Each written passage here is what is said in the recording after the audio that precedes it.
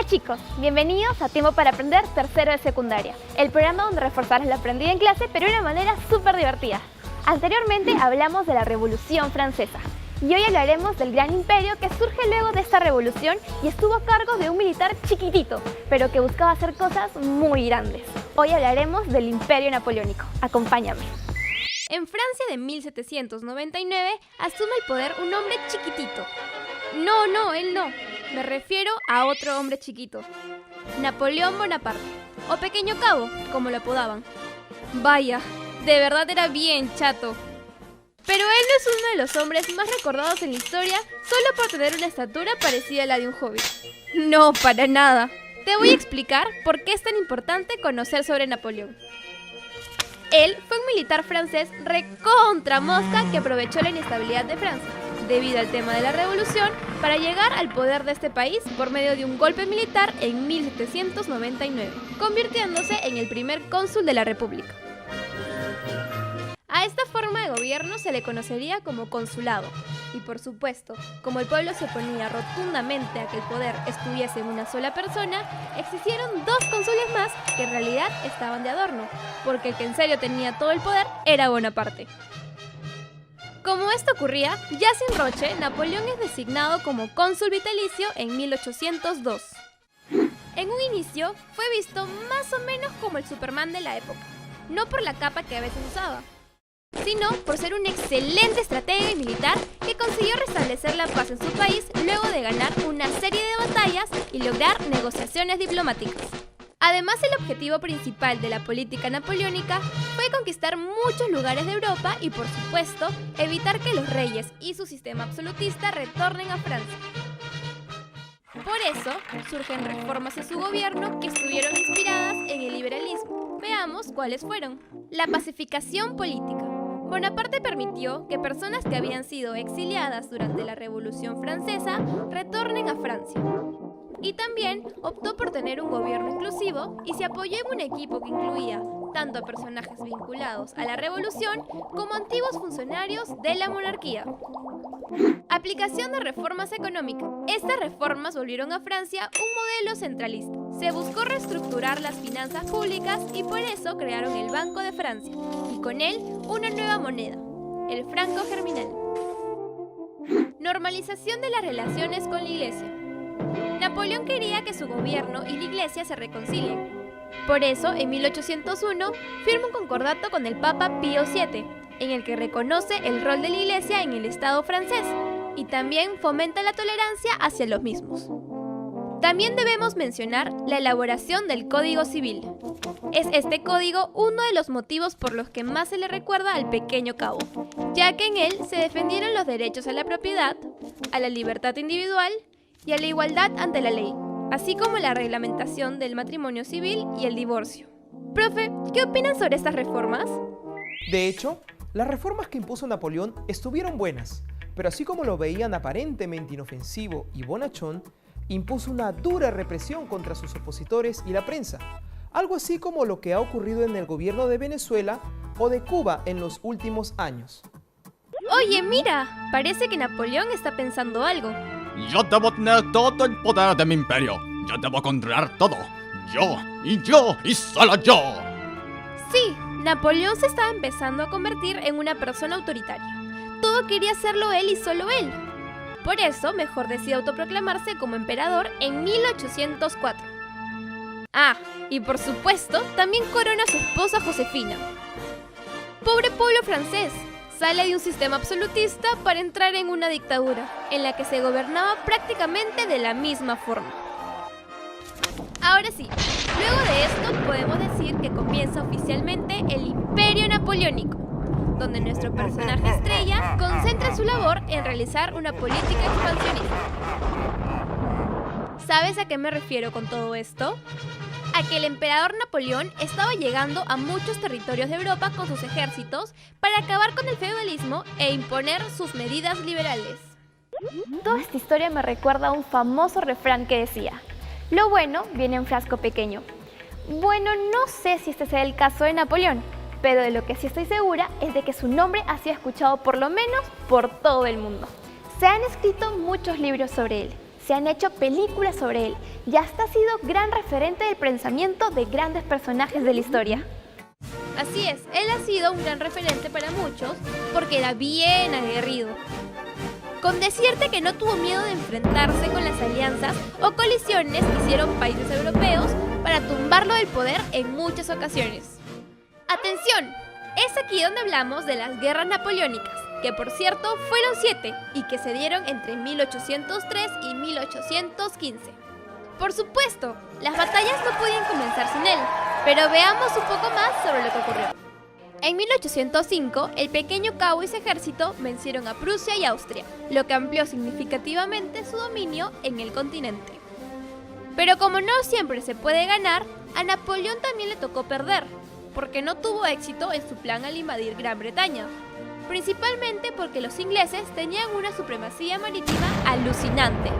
Imagínate que en su intento por ganar, Bonaparte hasta había decretado un bloqueo marítimo por el cual ningún buque inglés podía entrar a puertos europeos. Napoleón era muy inteligente y por eso, entre los años 1807 y 1808, invade España y Portugal para reforzar más el bloqueo inglés. Pero ahí no quedó su viveza, sino que también puso en el trono español a su hermano José Bonaparte. ¡Vaya! ¡Qué buen hermano era Napoleón!, ¿no? Seguro tú también hubieses puesto como rey al tuyo, pero Napoleón no pensó que esto le traería un tremendo conflicto. ¿Sabes por qué? Porque se desató la Guerra de la Independencia Española, y con esto se consumieron todos los recursos que le quedaban a su imperio. Este hecho produjo también, de forma indirecta, la independencia de las colonias hispanoamericanas, que se encontraban atadas a España. Irónicamente, el año 1812 supuso el máximo apogeo de Napoleón, pero también el inicio de su declive. En 1813 se formó una nueva alianza entre Inglaterra, Rusia, Prusia, Austria, Suecia y otras naciones. ¡Asu! Todos ellos contra el ejército napoleónico. Era de esperarse en qué acabaría esta guerra. La coalición de estos países terminaría ganando en una batalla famosísima conocida como la Batalla de Leipzig. Debido a esto, Napoleón tuvo que dejar su cargo en abril de 1814 y fue exiliado en la isla italiana de Elba. Pero el terco de Napoleón regresó a Francia en 1815, tras un breve periodo conocido como los 100 días, donde fue definitivamente derrotado en la Batalla de Waterloo. Esta vez, Napoleón fue entregado a los ingleses y desterrado a la isla de Santa Elena, en el Pacífico Sur, donde murió en 1821. ¡Oye! ¡El año de la independencia del Perú! ¡Qué coincidencia! Napoleón es recordado a nivel mundial por difundir sus ideas por Europa, pero empleando la violencia y causando las guerras más crueles en dicho continente, en las que murieron más de 6 millones de personas. Ahora es tu turno. ¿En qué año Napoleón fue designado cónsul vitalicio? ¿En 1802? ¿1804? ¿O 1806? Correcto. Napoleón Bonaparte es nombrado oficialmente cónsul vitalicio en este año y con ello centraliza todo el poder. ¿Cuáles fueron los objetivos principales de la política napoleónica? ¿Conquistar lugares de Europa y evitar que regrese la monarquía? ¿Ganar guerras napoleónicas? ¿O elaborar reformas para la centralización del poder? Así es, Napoleón quiso que su imperio se expandiera y que no regresara para nada el sistema absolutista. ¿En qué batalla Napoleón Bonaparte fue derrotado definitivamente? ¿En la batalla de Leipzig? ¿En la Guerra de la Independencia Española? ¿O en la batalla de Waterloo? Muy bien, en esta batalla Napoleón fue entregado a los ingleses, fue desterrado y murió en 1821. Hoy aprendimos que en 1799 Napoleón Bonaparte llega al poder de Francia a través de un golpe de estado y se convierte en el primer cónsul de la República. En 1802 es designado cónsul vitalicio, con lo que concentra el poder. Además, los principales objetivos de la política napoleónica fueron conquistar más lugares de Europa y evitar el retorno de la monarquía. Algunas reformas napoleónicas fueron permitir el regreso de los exiliados de la Revolución Francesa a su país. La aplicación de reformas económicas como la creación del Banco de Francia y de la moneda franco-germinal, la normalización de las relaciones con la Iglesia y la elaboración del Código Civil. Napoleón se autoproclama emperador en 1804 y difunde su política expansionista. Además se enfrenta a sucesivas alianzas formadas por países europeos que buscaban sacarlo del poder. En 1813, una coalición de países europeos vence al ejército de Napoleón en la batalla de Leipzig. En 1815, es derrotado definitivamente en la batalla de Waterloo y desterrado a la isla de Santa Helena, donde murió en 1821. ¿Sabías que la influencia de Napoleón sobre Francia puede apreciarse hasta el día de hoy? Los monumentos en su honor se encuentran por doquier en París, siendo el más señalado el Arco del Triunfo. Ahora ya lo sabes.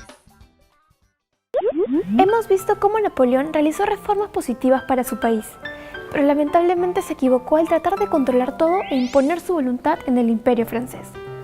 ¿Y tú? ¿Qué opinas? A lo largo de la historia, hemos visto cómo este tipo de dictaduras han originado caos y mucha tristeza en distintos países. No hay que olvidar que siempre es mejor vivir en un país libre e igualitario. Así es como llegamos al final del programa. Espero que hayas aprendido un montón sobre el Imperio Napoleónico.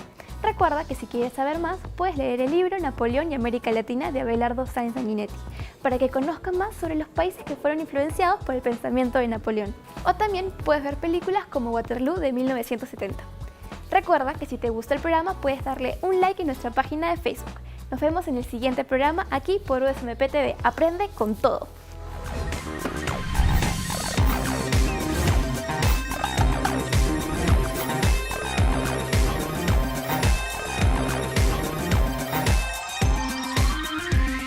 En el próximo programa hablaremos acerca de las contrarrevoluciones y las ideologías liberales en Europa. ¡No te lo pierdas!